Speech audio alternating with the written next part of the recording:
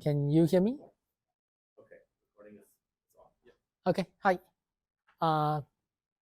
Thanks for being here, and thanks, Martin, for giving us a platform to talk about our work. I'm Kenny, and I'm from FeatureByte. So just give a brief introduction of what FeatureByte is. So we are a relatively young startup. We have been around for only a bit longer than a year. And the vision of the company is actually to make feature engineering accessible to everybody. So we wanted to build open source tools that it can be useful for creating features easily, deploying features easily. Yeah, and today we are going to talk about an open source tool that we have built. We just released less than 2 months ago, which has the same name as the company, FeatureByte. So before I begin, I will just roughly go through the contents I'm going to cover today. So first, I will talk about what is a machine learning feature. So I guess like among the audience, you may not all not everybody will know is from the data science background. You may not understand what we're talking about, and also the term feature is just generally a very overloaded term. So I will provide some background on what that is to give you some idea of the scope of what we are working on. Then we'll talk a bit about what is feature engineering, and we will provide some motivation on why do we need to build yet another tool for feature engineering, right?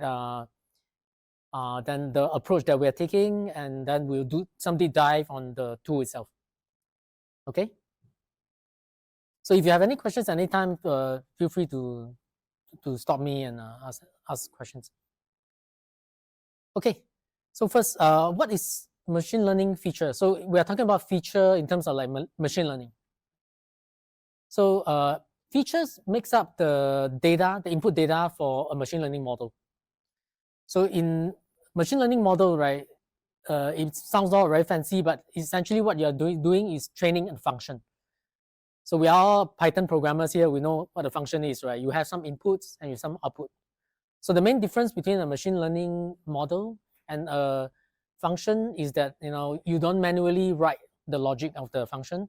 Instead, you look at many examples and try to learn how to map from the input to the output. So that's essentially machine learning. So the inputs of the machine learning model, we usually refer to it as features. That's where the term features come from. There are many other names, right, that it can be called predictor, variable, and covariates, and so on. And the target is the output of the model. So if you use open source algorithms, machine learning algorithms, typically the features are referred to as are denoted by the set X, and the output is denoted by the set Y. And to give an example, right, if you look on the right side of the slide, so there are 3 rows here. Each of these rows is an example. So example lets the model know, okay, this is an input. The Y gives you the output. The X1, X2, X3 in this case are the inputs. And each of these examples, right, there is you need a way to there are different examples that you need some way to generate the X and Y. So in some case, it may be very simple, right? So the textbook example, for example, the iris data set. So to give a iris data set is a very popular data set used for machine learning. It's just many observations of a species, an example of the iris plant, and the objective is to identify which class. So there are 3 main classes from the iris plant, and you want to identify which class it is. So in this case, it's really simple, right? You have the observation already. So you're basically just looking at the characteristics. Okay, how many petals there are, and so on, and you predict the class. But in the real world application, sometimes it's not so simple. So a lot of the times, right, the examples themselves are something that you need to come up with. And usually you need a scaffolding in order to guide how to populate the features, for example. And a lot of times this will be a function. So the x and y, both the features and the target, is a function of what we call an observation. So which consists of the point in time. So the time where the observation is made, as well as the entities involved in the observation. So by entities, it can be, oops. So by entities, it can be a real world physical entity or a logical entity.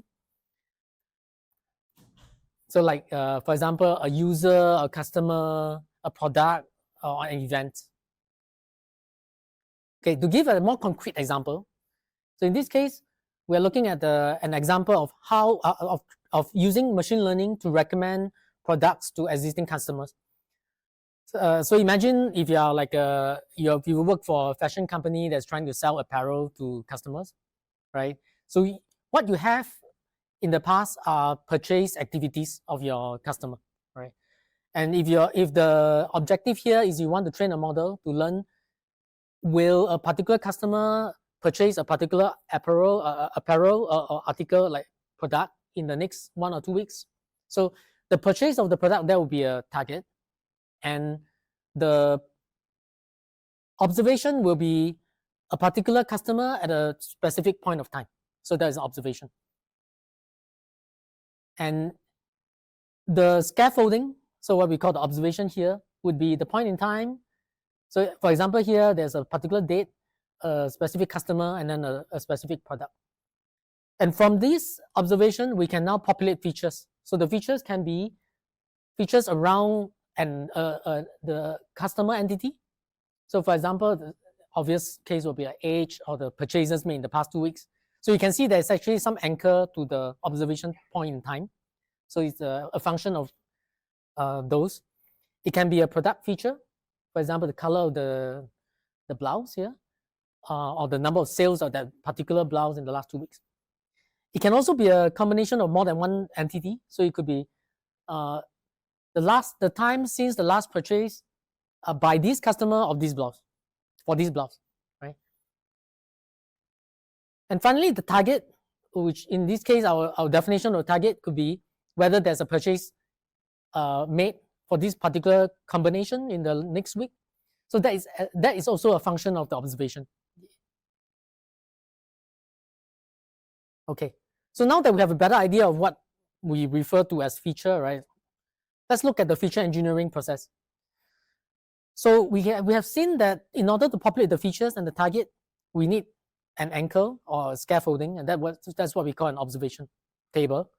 And in practice, the observation table may not be something that you have in your data.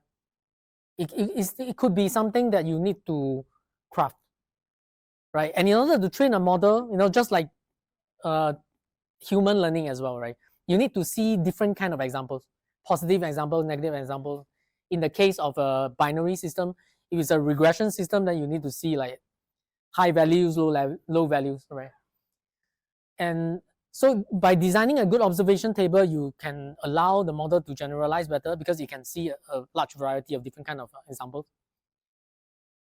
Okay, and we have the objective of feature engineering is to turn those observation tables or those anchors into feature tables by using what we call source tables. So source tables are your real business data living in your data warehouse or data lake.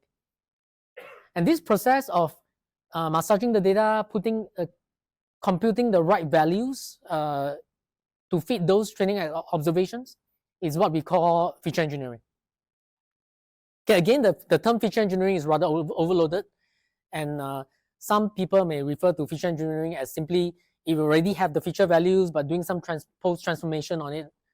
So in our case, we are the scope that we are trying to handle is here, because this is actually a process that is quite complicated, and we find that the existing tools are not inadequate to do this very well. Okay, and if you notice here, there's the green arrows here that represents the training pipeline, and there's the blue arrow that represents the serving pipeline. And these two pipelines are rather similar in nature. The first pipeline, the main objective is to provide training examples to the model, to train the model. And once you have the model, the objective of the serving pipeline is to convert your serving examples into your serving observations into examples that can be used to consume the model. Okay, and so what are the differences between the training pipeline and the serving pipeline? So for training pipeline, as I mentioned, the objective is to train the model, right? So usually it involves creating a large number of examples. So you typically want to have cover a large number of point in times. So this allow you to cover a larger training period, right? So there's better generalization of the model. And also if there's seasonality in the data. So just imagine your purchasing behavior may be very different during summertime versus winter time, right? For the different kind of clothing, for example, in the previous example. So usually it involves large number of observation and a large number of point in time. And the objective is to feed the machine learning model. So the serving pipeline, on the other hand, the objective is to consume the model, right? And in this case, usually it's only one point in time. It's the point in time where you want to make the prediction. And it could involve sometimes, like in case of batch prediction, it can be a large number of rows, but it can also be just like a couple of rows or even one row. And for certain use case, you want to have a very low latency because you want to get a prediction very quickly for one particular example. Okay, so I will cover what's the motivation for creating just another tool, right? Because there's so many tools out there, right? And they're very great tools, right? We have Pandas, we have PySpark, Snowpark, we have Dask, we have Ray. There's just a large number of tools out there that people are already using for feature engineering or data prep in general. So what are the challenges when facing practitioner, people working on data science using these tools? So first of all, these tools are great tools, right? Obviously, they're great tools. Otherwise, we wouldn't know about them, or we wouldn't be using them every day. But these tools are generally used for data processing, data prep, data analysis, right? So they are like a Swiss Army knife, right? It's used for many purposes, but they're not tailor-made for feature engineering in particular. And hence, it means that you have to use them for your feature engineering, you have to do a lot of you need to implement a lot of things yourself, right? And these things are usually a little tricky. So one of the more tricky things would be time awareness. So we have seen in the previous example, the observations are specific to a certain point in time. So what that means, right, is that the feature needs to be computed relevant to that point in time, right? So for example, you have a customer at that point in time, at a certain point in time, her age will be different versus another point in time, right? And her occupation may be different, her marital status may be different, and so on and so forth. And obviously, we can implement it ourselves as well using these tools, right, like SQL or Pandas and so on. But it's very easy to introduce bugs. And since this is something that you do again and again in feature engineering, it makes sense to have a more tailored tool for this purpose than to rely on like more general data processing tools. To give an example, right, if you look at the code on the right, I hope that you guys are familiar with Pandas. So, so if you're using Pandas, right, it's not too difficult to join. So in this case, you can see there's an observation DF, so there's observation data frame here, and a transaction data frame. So in order to compute something rather straightforward, right, like if I want to just sum the amount of purchase made over a period of time. So in this case, the last 7 days, right, from a certain point in time.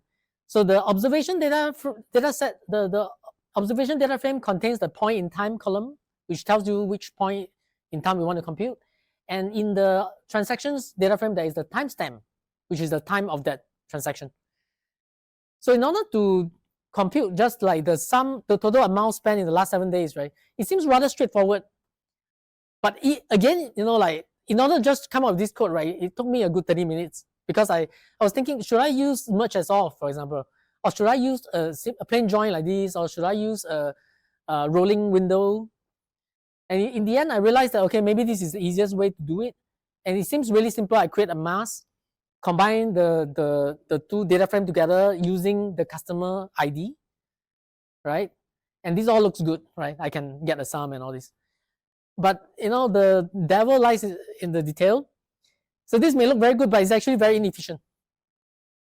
But why? Because imagine you have a transaction history of 3 years, right? You have a data set have 3 or 5 years of history, and we're only looking at 7 days for that particular customer. In this particular join, we need to fetch the entire 3 to 5 years of transaction data before we do a filtering to find the transaction that fits into that 7 days. But again, that's way more efficient to do this, and you can probably do this in pandas as well, using more efficient way. But again, is that a good use of your time if you are a data scientist or a machine learning engineer trying to create this feature? So it may not be, right? And there will be there's other challenges as well. So if you are using pandas, for example, right, and pandas is processing in memory. So if your data is really huge, so imagine you have like gigabytes of data or even terabytes of data in your data lake or data warehouse, pulling that and performing the computation in pandas probably won't work. And obviously you can still do this in other tools, but this will be one of the challenges that you may face as well. Okay, the other big challenge we see, right, is what we call the training versus serving consistency. And if you are working in the data science field, chances are you probably meet this before, right? You train a model, it looks really good. You do some cross validation, you get very nice result, promising. Put in the production, and the results are a bit disappointing, right? And obviously there can be many factors that contribute to this, but one of the reasons would be a difference between training and serving. So to give one example, right, just the same code that we did just now, right, we made a very big assumption. So our assumption is that at the point in time that I'm going to compute the 7 days, like consumption, right, I'm assuming all the transactions before this point in time is readily available for my computation. But in reality, that may not be the case, right? So it may be that it takes 30 minutes, an hour for the batch job to be pulling data and populating your data warehouse. It could be that for your particular use case, you're actually storing data on some edge device, which takes maybe 1 day to be synchronized to the server. So it really depends on use case.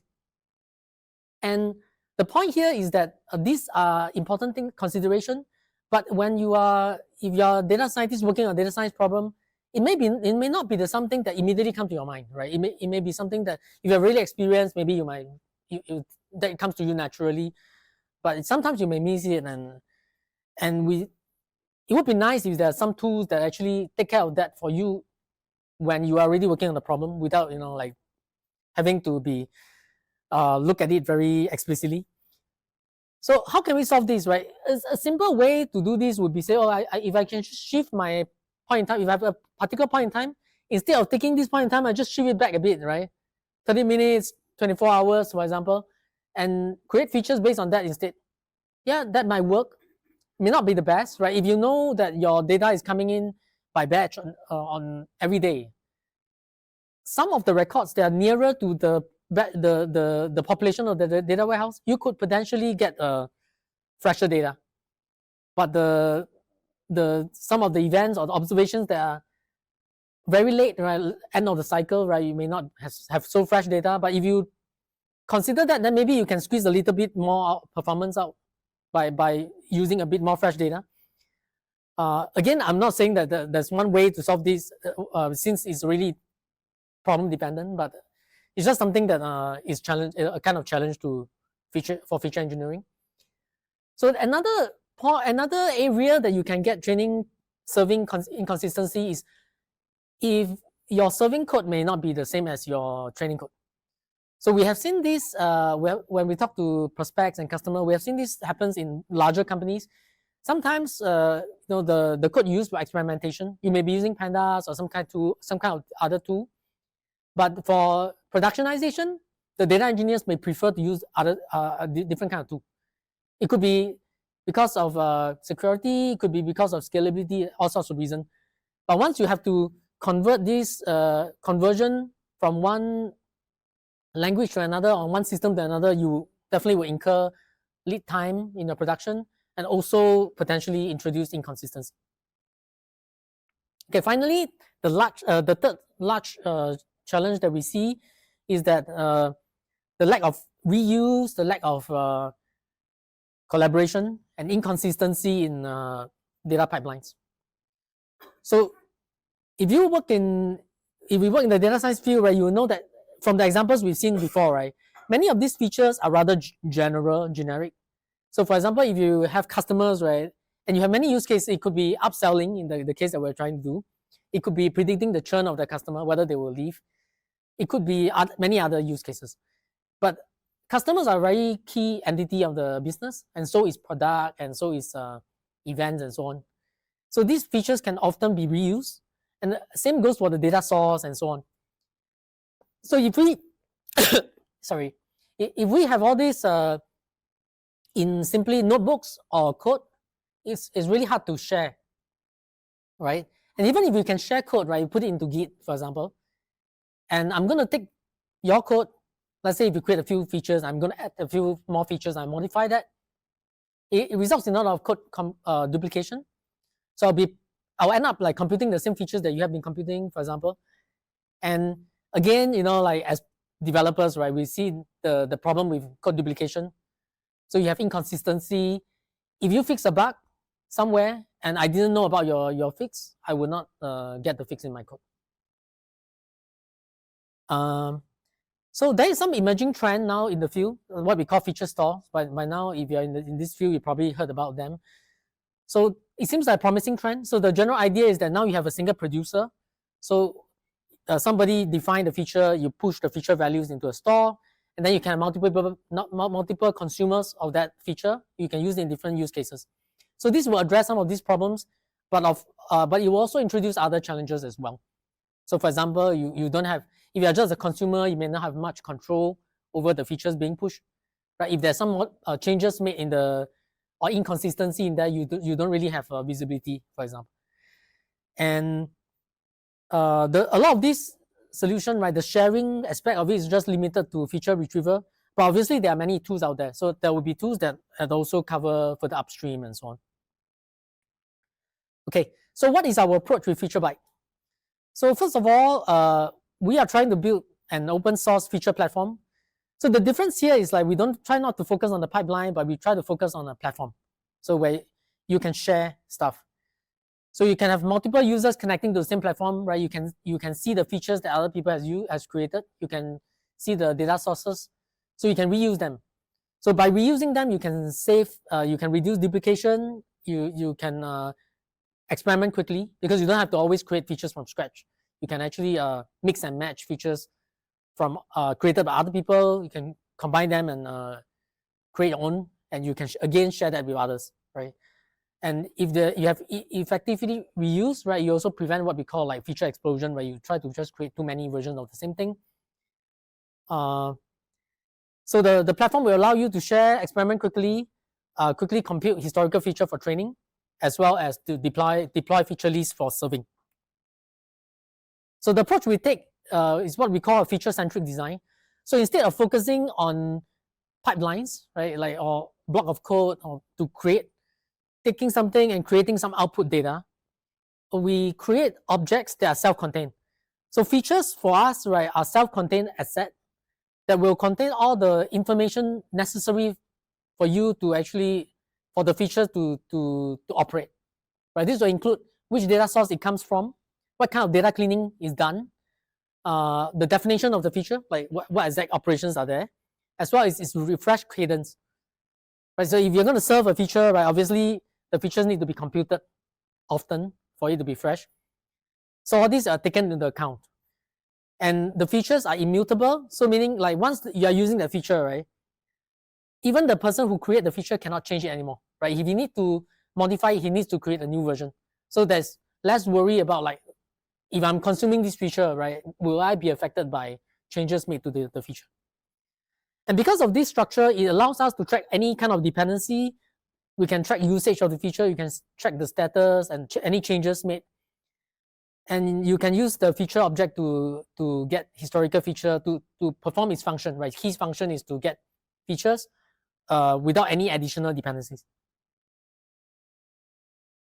Okay. the other aspect of that we take of the FeatureByte is that instead of introducing new compute, we push down all the computation into the warehouse. So our belief is to keep the stack clean and also to abstract away the actual computation from the user. So we support 3 main data warehouse, Spark, Databricks, and Snowflake, and we hope to add Redshift and BigQuery in the future. So the idea is that we take the user's definition and command and so on, right? We store the metadata, but once we need to materialize, we actually transpile this into SQL that we will push down to the warehouse. So the data source lies in the warehouse. We will be taking source tables from within the warehouse, apply the SQL, and the output feature tables and all the outputs will also be stored in the warehouse in a separate database. So in other words, the warehouse serves both as your data source and also your feature store. So this will allow us not to introduce new complexity like new compute requirements and so on, and also be able to leverage on your existing investments. And there are some added advantage that can come to with that, right? There's less security risk. You're not actually taking large amount of data outside of your warehouse, so there's less risk that you can there will be duplication or exposure. And in order to make things more efficient, we also introduce certain kind of optimization. For example, instead of always working on the raw data, because we can see that these aggregates can be quite expensive, you have a large feature window, let's say 6 months or so, right? You need to actually go through a lot of raw data in order to get the aggregate.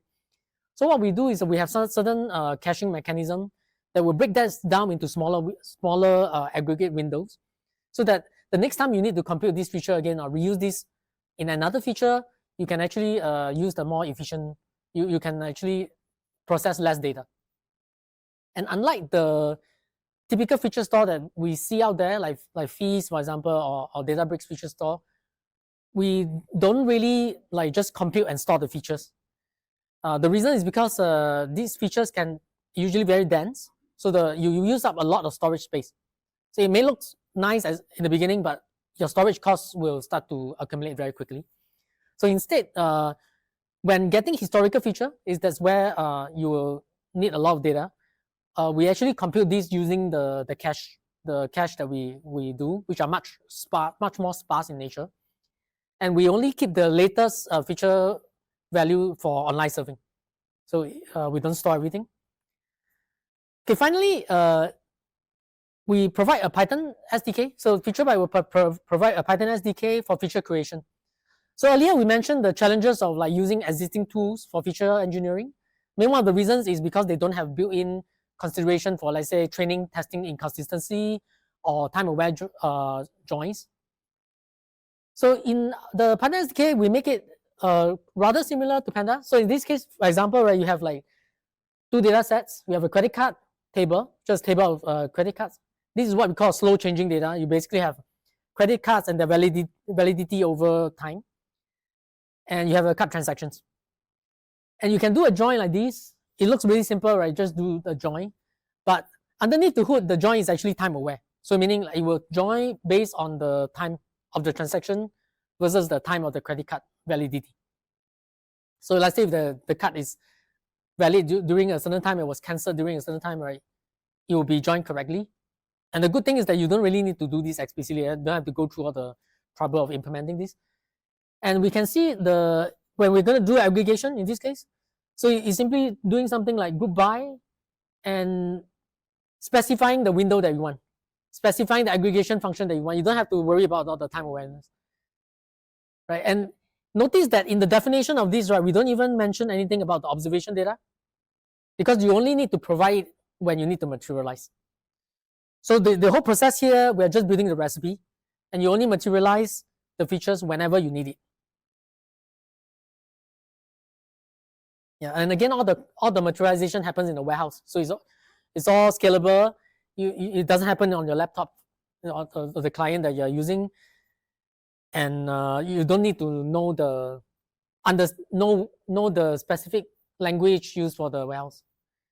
Okay, to give next, I'll go into some deep dive on the design of the So the system architecture looks like this. So we have a Python SDK. So that's where you install on your laptop, right?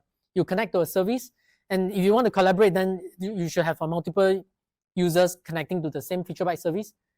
So the service is a rather thin service. There's an API service that will actually take in all the commands, convert them into, and store them in MongoDB. That's where we store the metadata. And we have Redis as a broker for messaging. And for scheduled jobs, we run them in salary workers. So most of the jobs here is simply just recomputing features and just sending instruction to the warehouse. And they're very light jobs, just IO jobs. So the resources needed for the service is actually quite light. And finally, we have a graph transpiler, which will transpile the whatever recipe that you have into SQL that can be executed into the warehouse. So most of the heavy lifting happens inside the data warehouse. Okay, how are assets organized inside the feature platform? So the main things, the global things that we have will be the feature store and the data source. They are basically all lived on the warehouse. So once you register the warehouse with the tool, it will know how to connect to your warehouse. So you will be able to connect and read from data from tables, and is able to write to certain database that you created for the tool to utilize. Okay, and outside of these global objects, right, everything else are organized in catalogs. So a catalog is like a self-contained place where you can organize all your assets for certain it's like a scope, right, in computing. So once you everything that happens in the catalog is independent from other assets that's in another catalog, so you can create catalogs for experimentation. Okay, so there are three main groups of assets there. So I'm not going to go into details, but just to mention the three main group. So there'll be assets used for data modeling. So this is like the representation of data and so on, manipulation of data. There are assets for feature engineering. So that's how you use how you define features, store them, how to build feature lists and so on. And then there are assets used for serving. So it's keeping track of your observation and your feature tables. Okay, to give an illustration on the data modeling part, right? So when you register tables with FeatureByte, we actually underneath the hood, we try to do some data modeling without the user trying to put too much explicit effort on that. So to give an example, right, here we are registering two tables. So you can see here is quite simple. We simply specify that a particular table from the warehouse, and we say that this is a slowly changing table, right? This is a typical like the credit card table. Oops. And we register another table. So here this is the card transaction table. So this is the event table, basically like events that happen over time. So again, just where the table lies, which is the event ID column, and what is the event timestamp. And finally, we tag the entities to the table, the columns in the table. So we'll say that the bank customer ID column is actually related to the customer entity, and the account ID is related to account, and so on. So it looks really rather straightforward here, but in this process, we capture several key pieces of information that will help your feature engineering. So these are the things we capture. So first of all, just from that code, we can capture the relationships between the entity. We know that a bank customer is related to a credit card. Credit card is related to a card transaction, and we know which tables are used for those relationships. We are able to identify the primary and foreign keys from the table. We are able to identify what kind of tables those tables are, whether they are event or slowly changing, right, or whether they are item data. And we are able to identify things, column semantics, things like which columns are timestamp, which are join keys, which are primary keys, and whether there's any timestamp offset. And this can help us also support time zones in your data. Okay, so the assets that you save, right, they will be trackable, and then you can list them, you can retrieve them using the SDK. So this is an example of like how the save tables and save features will look like that you can actually retrieve and use. Okay, and the computing historical features are very straightforward. So once you have a feature list, you can that you save, you can retrieve it, and you simply do a command compute historical features, and these will take the observation set, which is the first two columns here, and create all the feature values and store that in your warehouse. And now you can utilize it. You can either download it, convert it into a Parquet file, convert into a data frame, or simply consume it from the warehouse using whatever tool they have access to the warehouse. And serving features is similarly quite easy. So you simply just need to deploy the feature list. So this will give you a deployment. If you enable the deployment, the scheduled jobs will start running. And you can retrieve the features by just doing a REST API request. And there are some basic functionality for you to track the feature jobs status. Okay, so what are we working on next? So we are working on support for user-defined functions. So again, you can see that we try to abstract away the feature engineering process. So we provide certain functionalities in the SDK, but this sort of restrict the what functions is available. So we will try next we will support user-defined functions. So if you have specific functions you have in the warehouse, this include the user-defined function in the warehouse that you register yourself, and you want to make it available in SDK, you can easily register that with the platform. We want to support target creation. So as we mentioned earlier, target is also like a feature. The main difference is that usually you look ahead in time rather than look back in time. So we will support target. And we will support low latency serving in the future as well. So currently our serving is not really low latency because we store the feature values in the warehouse. And as we know, these OLAP warehouses, they are not made for high concurrent access or low latencies. So we are working on a solution to deploy these on low latency platforms. And finally, in the roadmap, we're also going to work on automated feature discovery. So now that we have a platform for creating features systematically, we will be able to generate features automatically. So that it's easy. You don't have to. You can have a quickly generate large number of features. Okay, if you'd like to find out more, then this is a link to our repo. So please help support us and like us on the link on our repo. Yeah, there will be. You can easily download the tool and run tutorials. So there will be there's documentation on the repo as well. There's link to documentation on the repo as well. Okay, so next I will hand the floor over to Siang, who is going to give us a demo.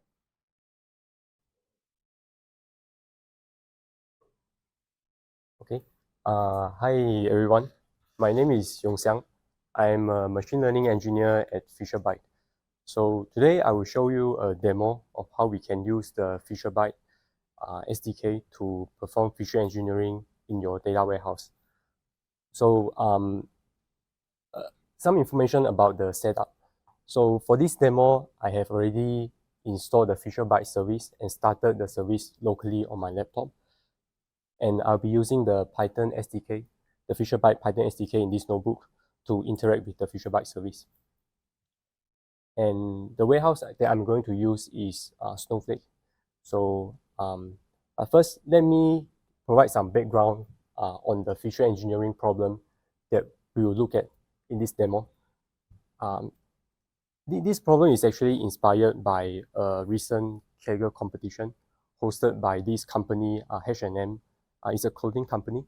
So imagine that now you are H&M and you want to build a recommender system. So this is what the challenge is about. So basically, in the competition, you will need to build a machine learning model to predict whether a customer will purchase a particular item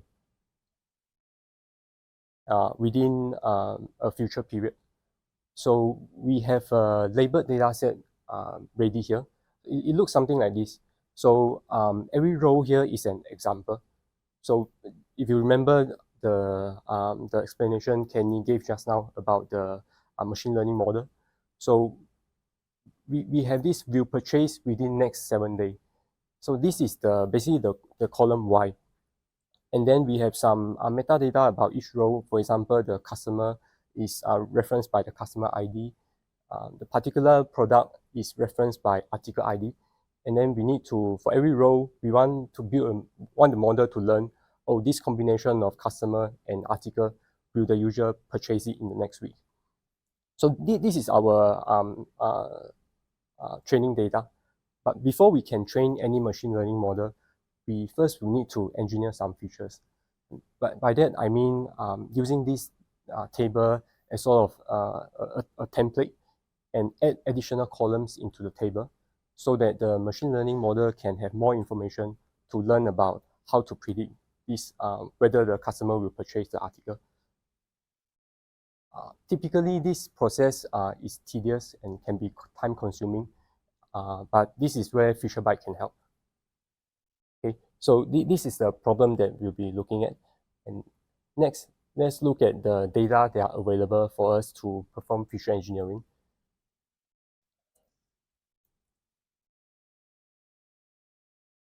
So this is the tables that I have in my Snowflake data warehouse. So I have 4 related tables, each containing information about the previous transactions and information about the users, information about the products. So let's look at them one by one and then register them into our FeatureByte catalog. The first table is a transaction table. We can use the SDK to get a sample of this table. It basically is the purchase history of customers over time. It looks something like this. So every row is an purchase event, and there's a transaction ID, and then there's a customer ID referencing the customer who made this purchase.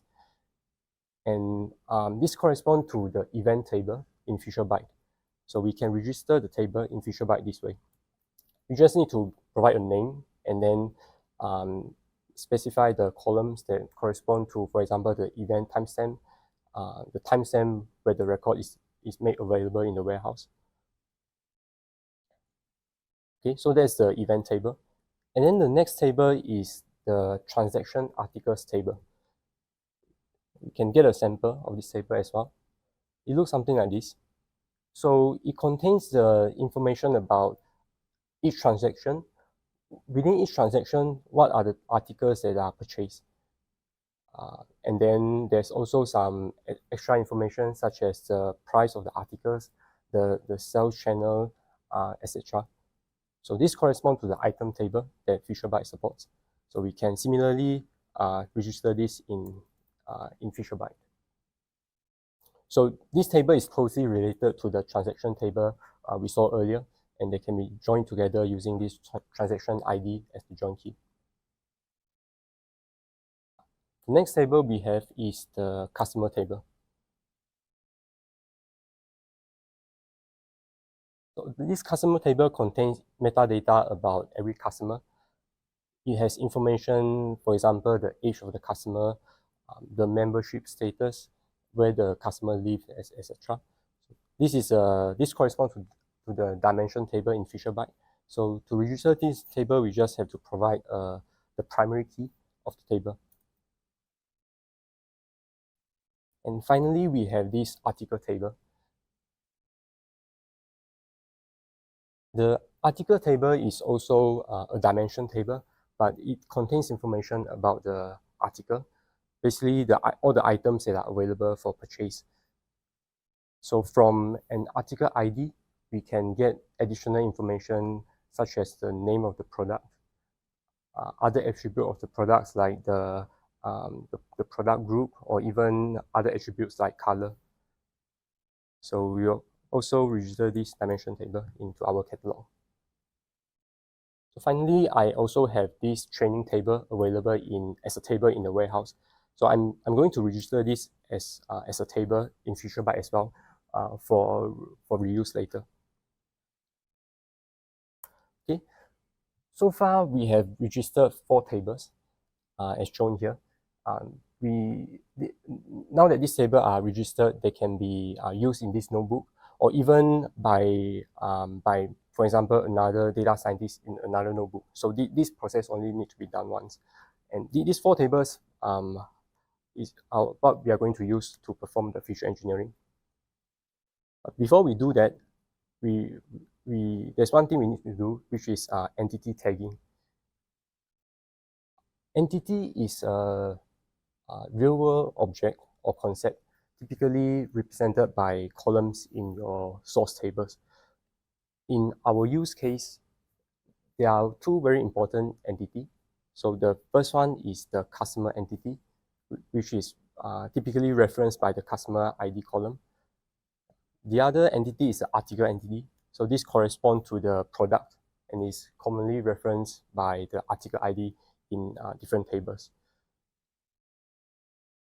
Tagging entities allow FeatureByte to know more about our tables and things like relationship between the entities and tables.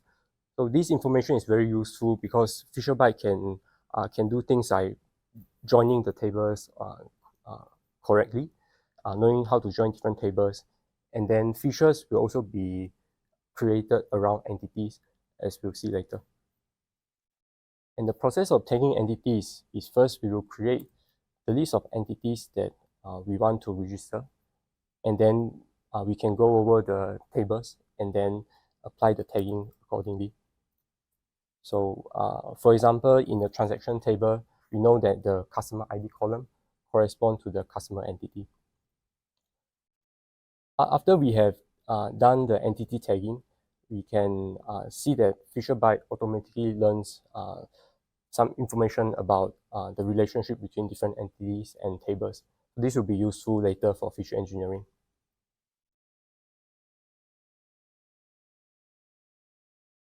The next concept I want to introduce is view.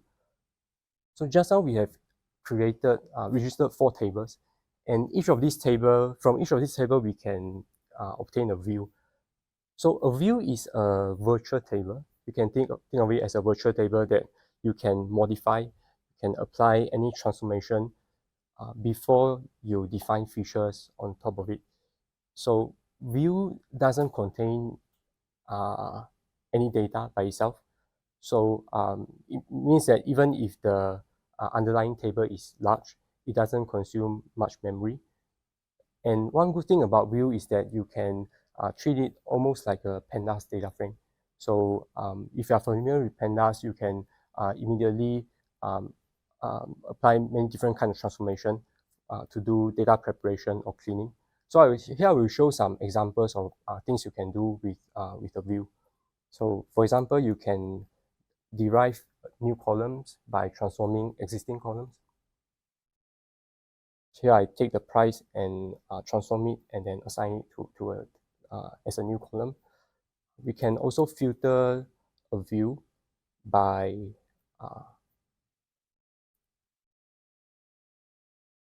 so we can also do filtering on a view, filter for rows based on certain condition.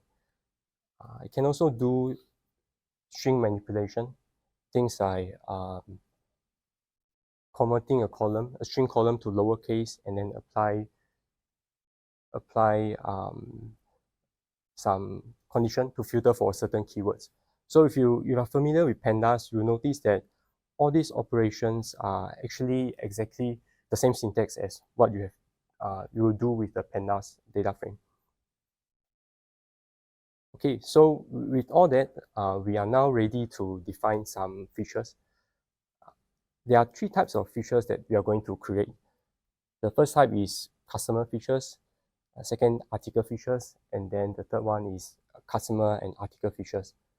So the first type of features are customer features, and these are the features that are specific to the customer entity and customer entity only. So one simplest feature that we can create is the customer age. I can create this lookup feature by looking up this age column from the customer view.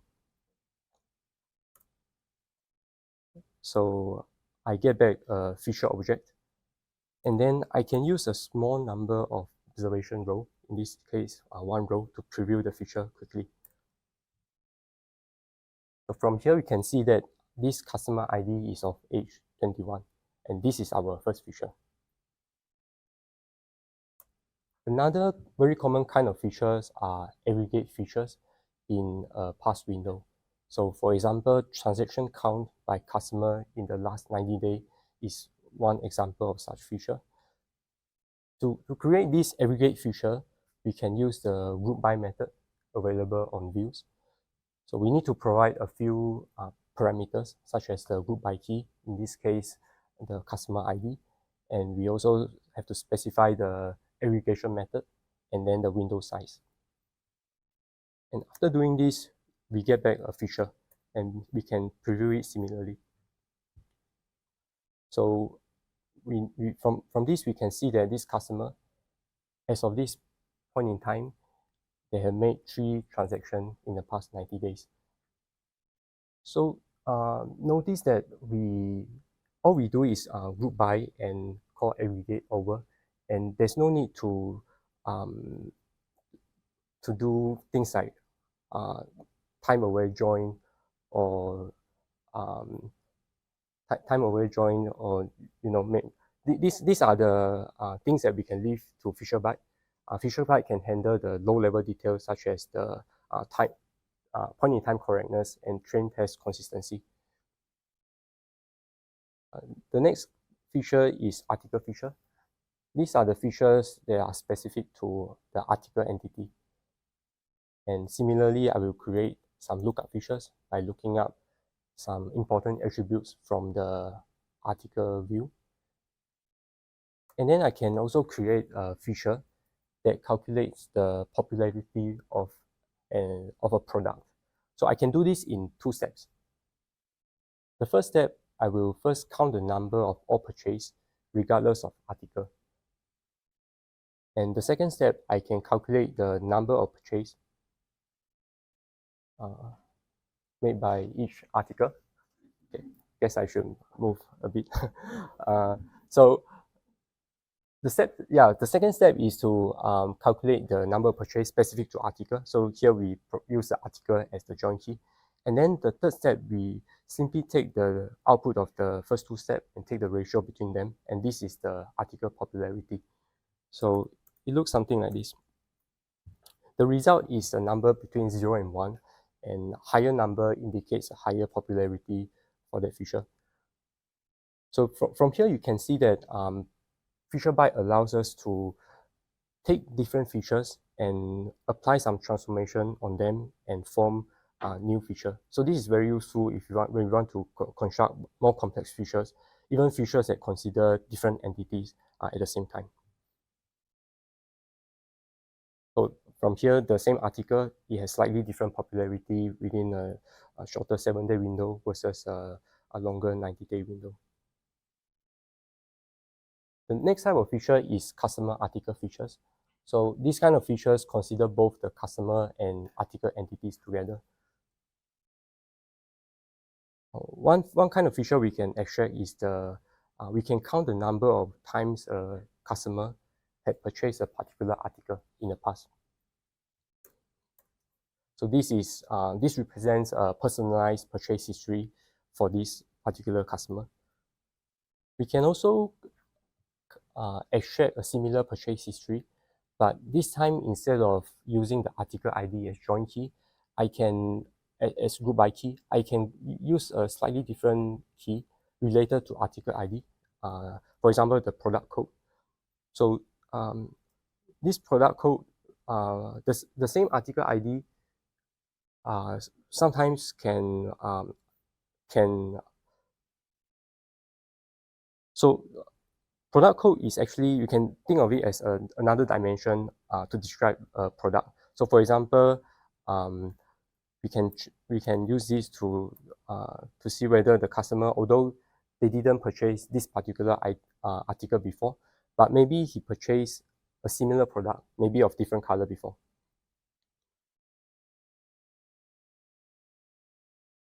The next feature is days since last purchased by customer on article. So basically, this kind of feature tells us How recently did the customer last purchase a particular article? So in this case, I can use the group by method and extract this feature in 2 steps.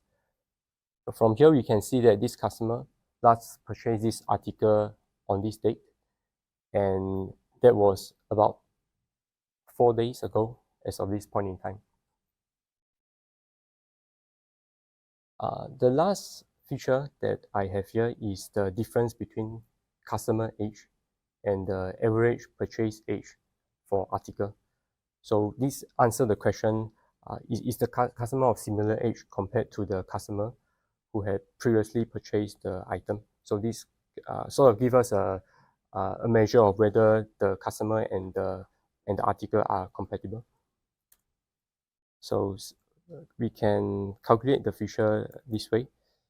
So the average purchase age for an article is an aggregate feature itself. So the join key will use article ID. And from here, we can see that the customer is of age 21.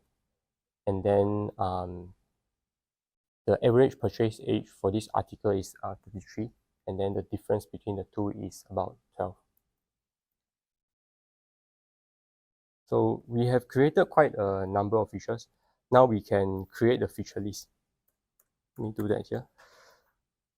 A feature list is a collection of features that are related, and it's tailored to meet the needs of a use case.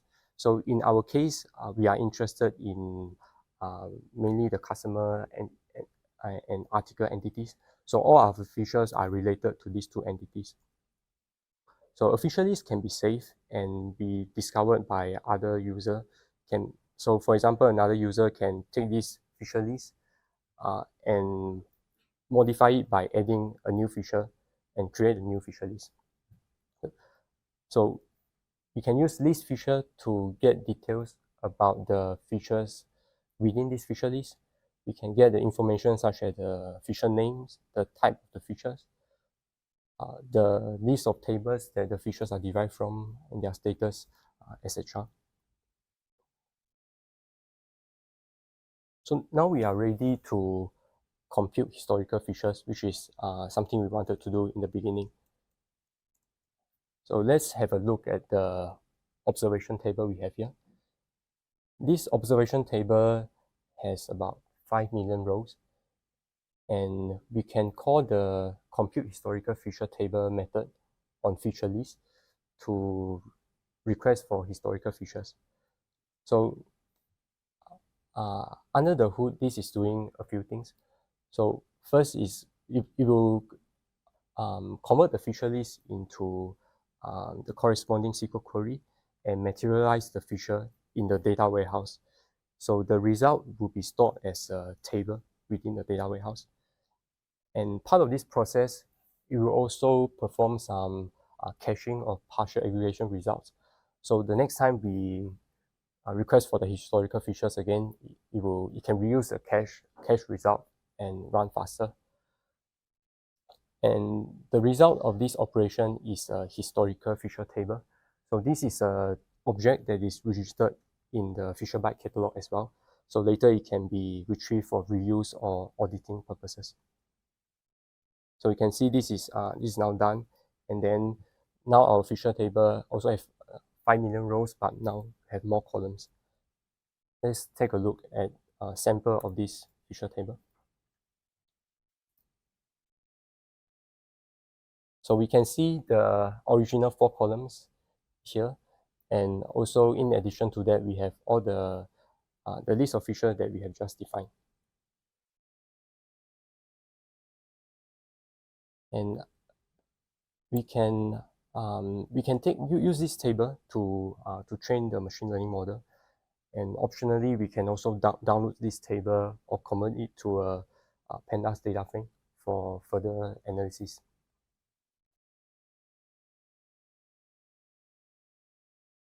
And once we are ready to deploy, to put the features into production, we can deploy a feature list. And I will do that now. So deploying a feature list means that we will get back a deployment, and the deployment will support online and batch serving. And by that we mean we can get the most up-to-date feature values from the deployment that is pre-computed. So part of this deployment process involves scheduling recurring jobs to pre-compute the feature value to make sure they are always updated in the online feature store. Once a deployment is complete, the online features can be requested through this API endpoint. So here I have an example. I have a helper function that will do a post request to this endpoint to retrieve the online feature given some request data. So let me give you an example. Here I have a small set of data that for which I want to retrieve the online features, meaning the current, the latest values of the features. So I'm interested in this customer, and then I have a list of article IDs that I want to evaluate. So before I can query my machine learning model, I need to first retrieve the features. So we can pass this data to the API endpoint, and then we will get back the same features that we got for training. So this data can then be passed to the downstream machine learning model for prediction, for example. And I think that's it for my demo. So we covered the end-to-end process of from registering data to getting historical features to deploying feature lists. So thanks for your attention.